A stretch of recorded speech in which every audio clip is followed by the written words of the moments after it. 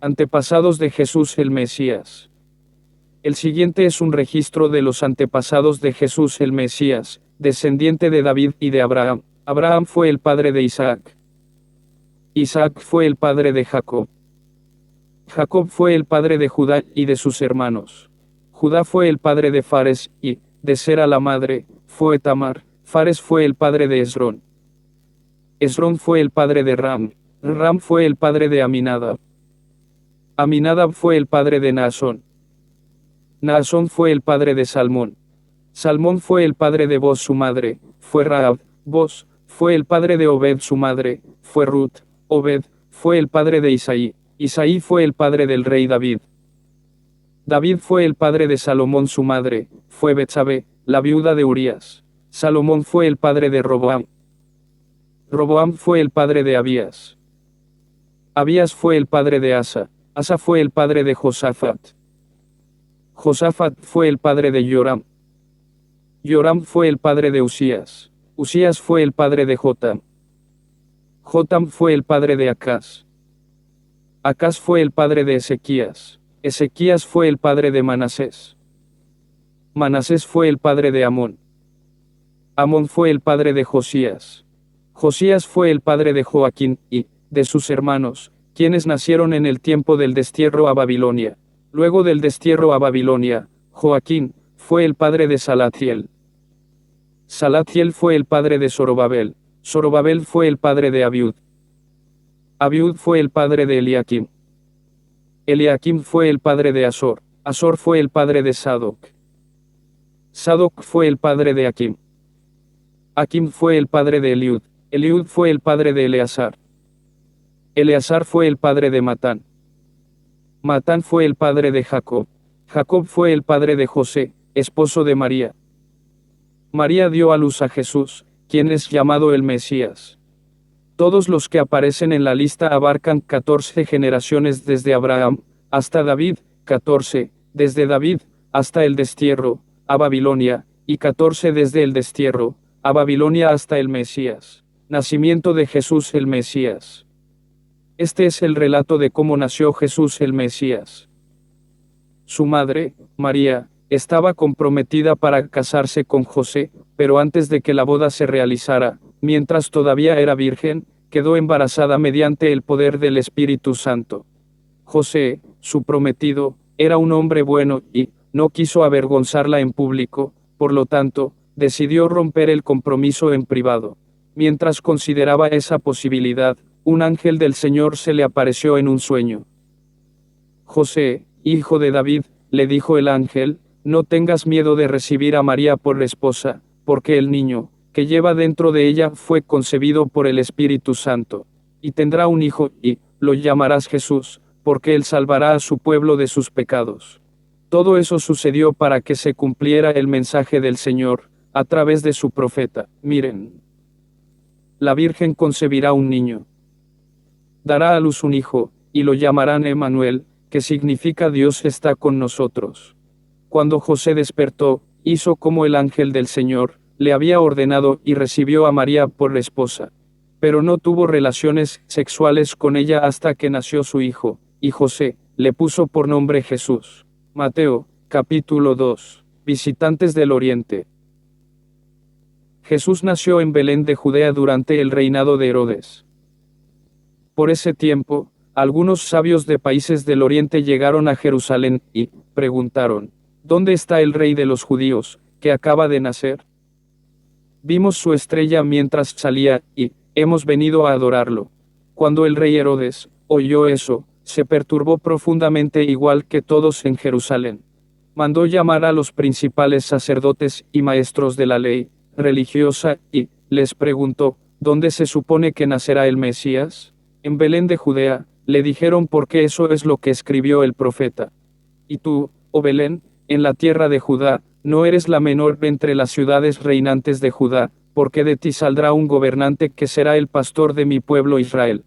Luego Herodes convocó a los sabios a una reunión privada, y, por medio de ellos, se enteró del momento en el que había aparecido la estrella por primera vez. Entonces les dijo, vayan a Belén, y busquen al niño con esmero. Cuando lo encuentren, vuelvan y díganme dónde está para que yo también vaya y lo adore. Después de esa reunión, los sabios siguieron su camino, y la estrella que habían visto en el oriente los guió hasta Belén. Iba delante de ellos, y se detuvo sobre el lugar donde estaba el niño. Cuando vieron la estrella, se llenaron de alegría. Entraron en la casa, y vieron al niño con su madre, María, y se inclinaron y lo adoraron. Luego abrieron sus cofres de tesoro, y le dieron regalos de oro, incienso y mirra. Cuando llegó el momento de irse, volvieron a su tierra, por otro camino, ya que Dios les advirtió en un sueño, que no regresaran a Herodes, huida a Egipto. Después de que los sabios se fueron, un ángel del Señor se le apareció a José en un sueño. Levántate. Huye a Egipto con el niño y su madre, dijo el ángel.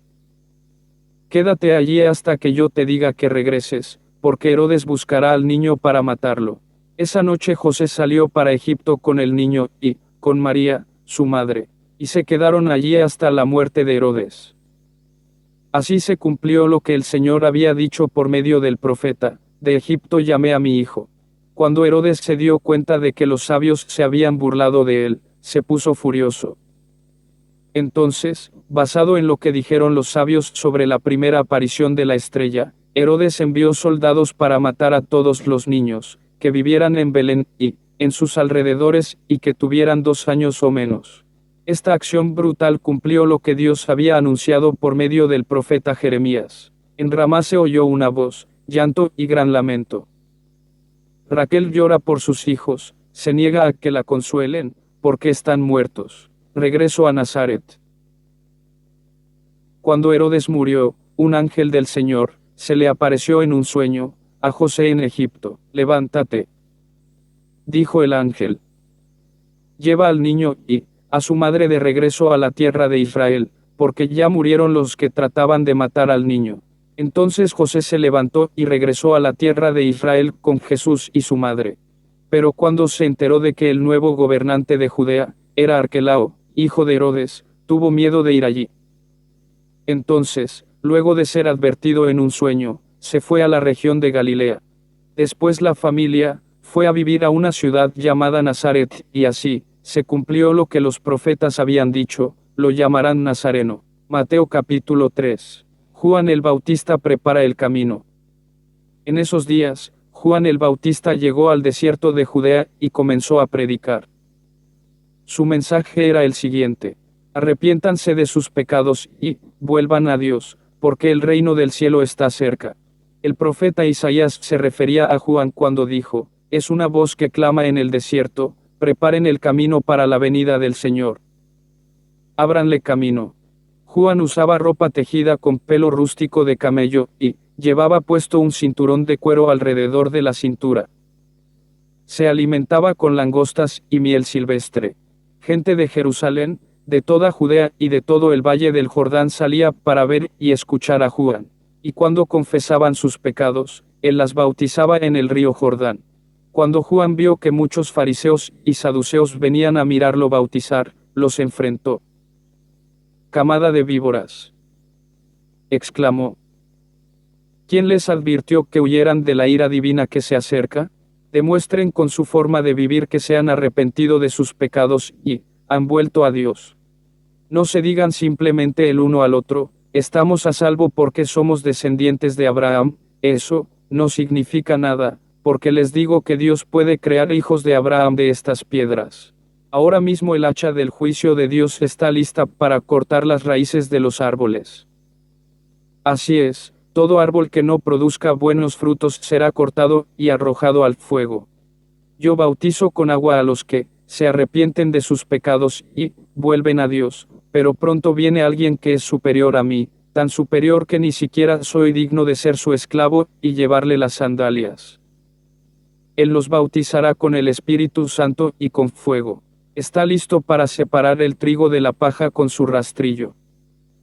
Luego limpiará la zona donde se trilla y juntará el trigo en su granero, pero quemará la paja en un fuego interminable. Bautismo de Jesús. Luego Jesús fue de Galilea al río Jordán para que Juan lo bautizara, pero Juan intentó convencerlo de que no lo hiciera. Yo soy el que necesita que tú me bautices, dijo Juan. Entonces, ¿por qué vienes tú a mí? Pero Jesús le dijo, así debe hacerse, porque tenemos que cumplir con todo lo que Dios exige. Entonces Juan aceptó bautizarlo. Después del bautismo, mientras Jesús salía del agua, los cielos se abrieron y vio al Espíritu de Dios que descendía sobre él como una paloma. Y una voz dijo desde el cielo, Este es mi Hijo muy amado, quien me da gran gozo. Mateo, capítulo 4. Tentación de Jesús. Luego el Espíritu llevó a Jesús al desierto para que allí lo tentara el diablo. Durante 40 días y 40 noches ayunó, y después tuvo mucha hambre. En ese tiempo, el diablo se le acercó y le dijo, si eres el Hijo de Dios, di a estas piedras que se conviertan en pan. Jesús le dijo, no. Las Escrituras dicen, la gente no vive solo de pan, sino de cada palabra que sale de la boca de Dios. Después el diablo lo llevó a la santa ciudad, Jerusalén, al punto más alto del templo, y dijo, si eres el Hijo de Dios, tírate. Pues las Escrituras dicen, Él ordenará a sus ángeles que te protejan. Y te sostendrán con sus manos, para que ni siquiera te lastimes el pie con una piedra. Jesús le respondió, las Escrituras también dicen, no pondrás a prueba al Señor tu Dios. Luego el diablo lo llevó a la cima de una montaña muy alta, y le mostró todos los reinos del mundo, y la gloria que hay en ellos. Te daré todo esto, dijo, si te arrodillas y me adoras. Vete de aquí, Satanás, le dijo Jesús, porque las Escrituras dicen, adora al Señor tu Dios, y sírvele únicamente a Él. Entonces el diablo se fue, y llegaron ángeles a cuidar a Jesús. Comienzo del ministerio de Jesús. Cuando Jesús oyó que habían arrestado a Juan, salió de Judea y regresó a Galilea. Primero fue a Nazaret, luego salió de allí, y siguió hasta Capernaum, junto al mar de Galilea, en la región de Zabulón y Neftalí. Así se cumplió lo que Dios dijo por medio del profeta Isaías. En la tierra de Zabulón y Neftalí, junto al mar, más allá del río Jordán, en Galilea, donde viven tantos gentiles. La gente que estaba en la oscuridad, ha visto una gran luz.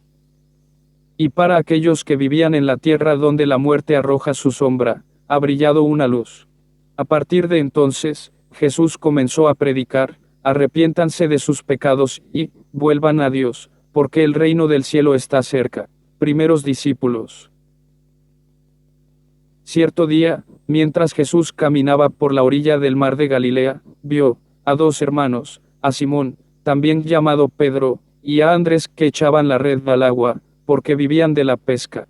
Jesús los llamó, vengan, síganme, y yo les enseñaré cómo pescar personas. Y enseguida dejaron las redes, y lo siguieron. Un poco más adelante por la orilla, vio a otros dos hermanos, Santiago y Juan, sentados en una barca junto a su padre, Zebedeo, reparando las redes.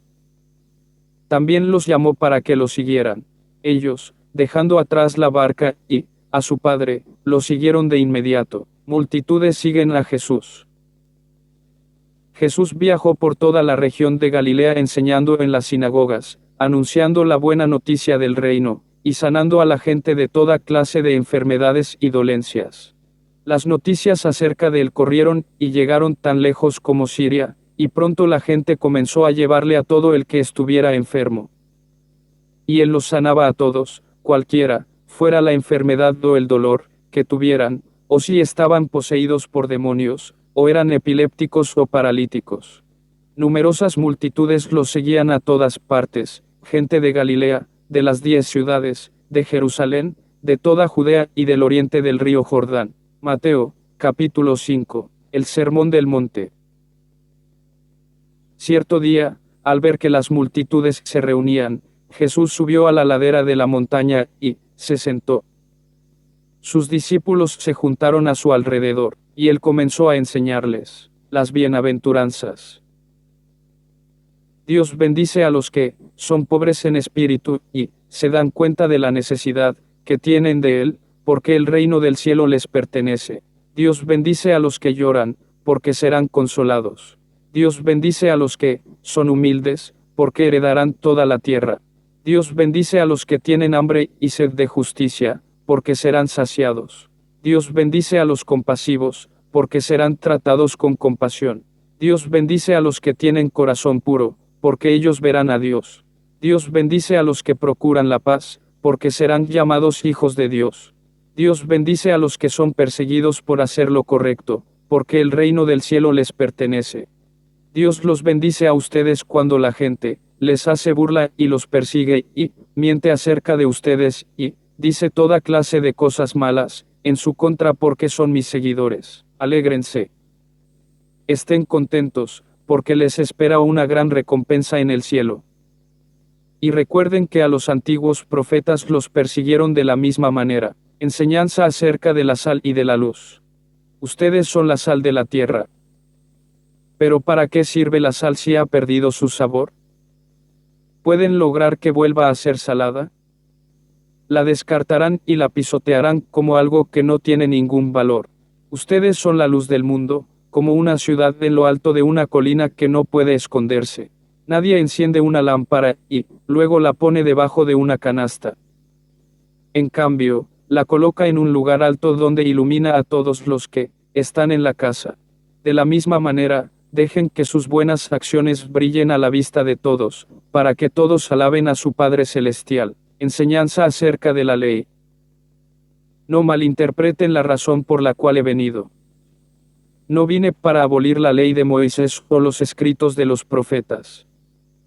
Al contrario, vine para cumplir sus propósitos. Les digo la verdad, hasta que desaparezcan el cielo y la tierra, no desaparecerá ni el más mínimo detalle de la ley de Dios hasta que su propósito se cumpla.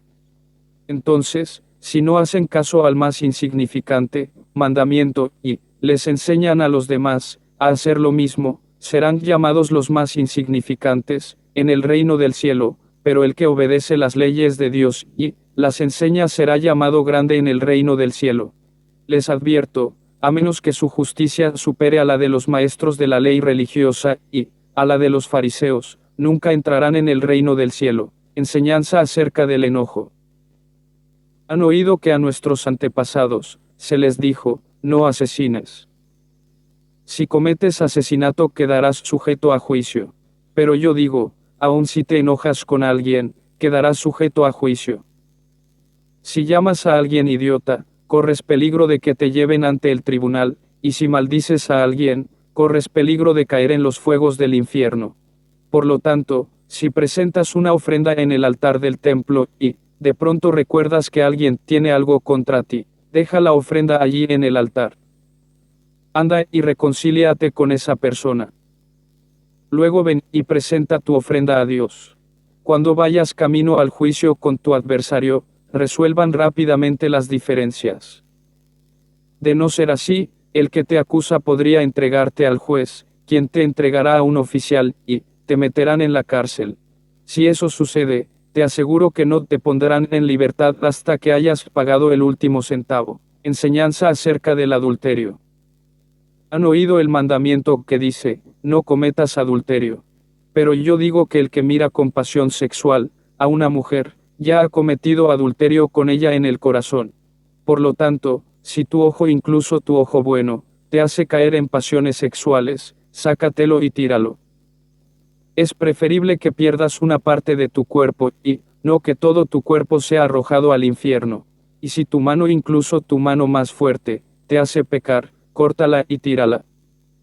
Es preferible que pierdas una parte del cuerpo, y no que todo tu cuerpo sea arrojado al infierno. Enseñanza acerca del divorcio. Han oído la ley que dice, un hombre puede divorciarse de su esposa, con solo darle por escrito un aviso de divorcio. Pero yo digo que un hombre que se divorcia de su esposa, a menos que ella le haya sido infiel, hace que ella cometa adulterio, y el que se casa con una mujer divorciada también comete adulterio. Enseñanza acerca de los juramentos. También han oído que a nuestros antepasados se les dijo, no rompas tus juramentos, debes cumplir con los juramentos que le haces al Señor. Pero yo digo, no hagas juramentos. No digas, por el cielo. Porque el cielo es el trono de Dios. Y no digas, por la tierra. Porque la tierra es donde descansa sus pies. Tampoco digas, por Jerusalén. porque Jerusalén es la ciudad del gran rey, ni siquiera digas, por mi cabeza. Porque no puedes hacer que ninguno de tus cabellos se vuelva blanco o negro. Simplemente di, sí, lo haré o no, no lo haré. Cualquier otra cosa proviene del maligno. Enseñanza acerca de la venganza. Han oído la ley que dice que el castigo debe ser acorde a la gravedad del daño, ojo por ojo, y diente por diente. Pero yo digo, no resistas a la persona mala. Si alguien te da una bofetada en la mejilla derecha, ofrécele también la otra mejilla. Si te demandan ante el tribunal, y te quitan la camisa, dales también tu abrigo. Si un soldado te exige que lleves su equipo por 1 kilómetro, llévalo 2. Dales a los que te pidan, y no des la espalda a quienes te pidan prestado. Enseñanza acerca de amar a los enemigos. Han oído la ley que dice, ama a tu prójimo y odia a tu enemigo. Pero yo digo, ama a tus enemigos. Ora por los que te persiguen. De esa manera, estarás actuando como verdadero hijo de tu Padre, que está en el cielo. Pues Él da la luz de su sol, tanto a los malos, como a los buenos, y envía la lluvia sobre los justos y los injustos por igual. Si solo amas a quienes te aman, ¿qué recompensa hay por eso? Hasta los corruptos cobradores de impuestos hacen lo mismo. Si eres amable solo con tus amigos, ¿en qué te diferencias de cualquier otro? Hasta los paganos hacen lo mismo. Pero tú debes ser perfecto, así como tu Padre, en el cielo es perfecto. Mateo capítulo 6. Enseñanza acerca de dar a los necesitados. Tengan cuidado. No hagan sus buenas acciones en público para que los demás los admiren, porque perderán la recompensa de su Padre, que está en el cielo. Cuando le des a alguien que pasa necesidad, no hagas lo que hacen los hipócritas que tocan la trompeta en las sinagogas y en las calles, para llamar la atención a sus actos de caridad. Les digo la verdad, no recibirán otra recompensa más que esa. Pero tú, cuando le des a alguien que pasa necesidad, que no sepa tu mano izquierda lo que hace tu derecha. Entrega tu ayuda en privado, y tu Padre, quien todo lo ve, te recompensará. Enseñanza acerca de la oración y el ayuno. Cuando ores, no hagas como los hipócritas, a quienes les encanta orar en público, en las esquinas de las calles y en las sinagogas donde todos pueden verlos. Les digo la verdad, no recibirán otra recompensa más que esa. Pero tú, cuando ores, apártate a solas, cierra la puerta detrás de ti y ora a tu Padre en privado. Entonces, tu Padre, quien todo lo ve, te recompensará. Cuando ores, no parlotees de manera interminable, como hacen los seguidores de otras religiones. Piensan que sus oraciones recibirán respuesta solo por repetir las mismas palabras una y otra vez. No seas como ellos, porque tu Padre sabe exactamente lo que necesitas, incluso antes de que se lo pidas. Ora de la siguiente manera: Padre nuestro que estás en el cielo, que sea siempre santo tu nombre, que tu reino venga pronto. Que se cumpla tu voluntad en la tierra como se cumple en el cielo. Danos hoy el alimento que necesitamos. Y perdónanos nuestros pecados, así como hemos perdonado a los que pecan contra nosotros. No permitas que cedamos ante la tentación, sino rescátanos del maligno. Si perdonas a los que pecan contra ti, tu Padre Celestial te perdonará a ti. Pero si te niegas a perdonar a los demás, tu Padre no perdonará tus pecados. Cuando ayunes, que no sea evidente, porque así hacen los hipócritas, pues tratan de tener una apariencia miserable y andan desarreglados para que la gente los admire por sus ayunos. Les digo la verdad, no recibirán otra recompensa más que esa. Pero tú, cuando ayunes, peínate y lávate la cara. Así, nadie se dará cuenta de que estás ayunando, excepto tu Padre, quien sabe lo que haces en privado, y tu Padre, quien todo lo ve, te recompensará. Enseñanza acerca del dinero y las posesiones. No almacenes tesoros aquí en la tierra, donde las polillas se los comen, y el óxido los destruye, y donde los ladrones entran y roban. Almacena tus tesoros en el cielo, donde las polillas y el óxido no pueden destruir, y los ladrones no entran a robar. Donde esté tu tesoro, allí estarán también los deseos de tu corazón. Tu ojo es una lámpara que da luz a tu cuerpo. Cuando tu ojo es bueno, todo tu cuerpo está lleno de luz. Pero cuando tu ojo es malo, todo tu cuerpo está lleno de oscuridad. Y si la luz que crees tener en realidad es oscuridad, qué densa es esa oscuridad. Nadie puede servir a dos amos. Pues odiará a uno y amará al otro, será leal a uno y despreciará al otro. No se puede servir a Dios y al dinero. Por eso les digo que no se preocupen por la vida diaria, si tendrán suficiente alimento y bebida, o suficiente ropa para vestirse. ¿Acaso no es la vida más que la comida, y el cuerpo más que la ropa? Miren los pájaros. No plantan ni cosechan ni guardan comida en graneros, porque el Padre Celestial los alimenta.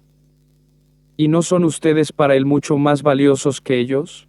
¿Acaso con todas sus preocupaciones, pueden añadir un solo momento a su vida? ¿Y por qué preocuparse por la ropa? Miren cómo crecen los lirios del campo.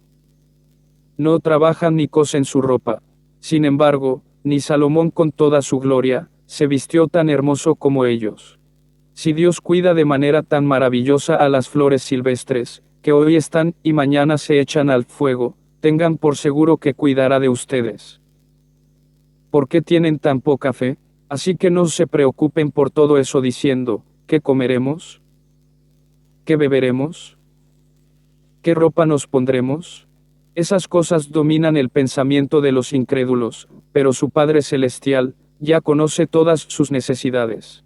Busquen el reino de Dios por encima de todo lo demás, y lleven una vida justa, y Él les dará todo lo que necesiten. Así que no se preocupen por el mañana, porque el día de mañana traerá sus propias preocupaciones. Los problemas del día de hoy son suficientes por hoy. Mateo, capítulo 7. No juzgar a los demás. No juzguen a los demás, y no serán juzgados. Pues serán tratados de la misma forma en que traten a los demás. El criterio que usen para juzgar a otros es el criterio con el que se les juzgará a ustedes. ¿Y por qué te preocupas por la astilla en el ojo de tu amigo, cuando tú tienes un tronco en el tuyo? ¿Cómo puedes pensar en decirle a tu amigo, déjame ayudarte a sacar la astilla de tu ojo, cuando tú no puedes ver más allá del tronco que está en tu propio ojo? Hipócrita. Primero quita el tronco de tu ojo, después verás lo suficientemente bien para ocuparte de la astilla en el ojo de tu amigo. No desperdicies lo que es santo en gente que no es santa. No arrojes tus perlas a los cerdos. Pisotearán las perlas, y luego se darán vuelta, y te atacarán. Oración eficaz. Sigue pidiendo, y recibirás lo que pides. Sigue buscando, y encontrarás. Sigue llamando, y la puerta se te abrirá. Pues todo el que pide, recibe, todo el que busca, encuentra, y a todo el que llama, se le abrirá la puerta. Ustedes, los que son padres, si sus hijos les piden un pedazo de pan, ¿acaso les dan una piedra en su lugar? ¿O si les piden un pescado, les dan una serpiente? Claro que no. Así que si ustedes, gente pecadora, saben dar buenos regalos a sus hijos, cuanto más su Padre Celestial dará buenos regalos a quienes le pidan. La regla de oro. Haz a los demás todo lo que quieras que te hagan a ti. Esa es la esencia de todo lo que se enseña en la ley y en los profetas. La puerta angosta. Solo puedes entrar en el reino de Dios a través de la puerta angosta. La carretera al infierno es amplia, y la puerta es ancha para los muchos que escogen ese camino. Sin embargo, la puerta de acceso a la vida es muy angosta, y el camino es difícil, y son solo unos pocos los que alguna vez lo encuentran. El árbol y su fruto. Ten cuidado de los falsos profetas, que vienen disfrazados de ovejas inofensivas, pero en realidad son lobos feroces. Puedes identificarlos por su fruto, es decir, por la manera en que se comportan. ¿Acaso puedes recoger uvas de los espinos o higos de los cardos? Un buen árbol produce frutos buenos, y un árbol malo produce frutos malos. Un buen árbol no puede producir frutos malos, y un árbol malo no puede producir frutos buenos. Por lo tanto, todo árbol que no produce frutos buenos se corta y se arroja al fuego. Así es, de la misma manera que puedes identificar un árbol por su fruto, puedes identificar a la gente por sus acciones. Verdaderos discípulos. no todo el que me llama, Señor, Señor, entrará en el reino del cielo. Solo entrarán aquellos que verdaderamente hacen la voluntad de mi Padre, que está en el cielo. El día del juicio, muchos me dirán, Señor, Señor, profetizamos en tu nombre, expulsamos demonios en tu nombre, e hicimos muchos milagros en tu nombre. Pero yo les responderé, nunca los conocí. Aléjense de mí, ustedes, que violan las leyes de Dios. Edificar sobre un cimiento sólido. Todo el que escucha mi enseñanza y la sigue es sabio, como la persona que construye su casa sobre una roca sólida. Aunque llueva a cántaros y suban las aguas de la inundación y los vientos golpeen contra esa casa, no se vendrá abajo porque está construida sobre un lecho de roca. Sin embargo, el que oye mi enseñanza y no la obedece, es un necio, como la persona que construye su casa sobre la arena. Cuando vengan las lluvias y lleguen las inundaciones y los vientos golpeen contra esa casa, se derrumbará con un gran estruendo. Cuando Jesús terminó de decir esas cosas, las multitudes quedaron asombradas de su enseñanza. Porque lo hacía con verdadera autoridad, algo completamente diferente de lo que hacían los maestros de la ley religiosa. Mateo, capítulo 8.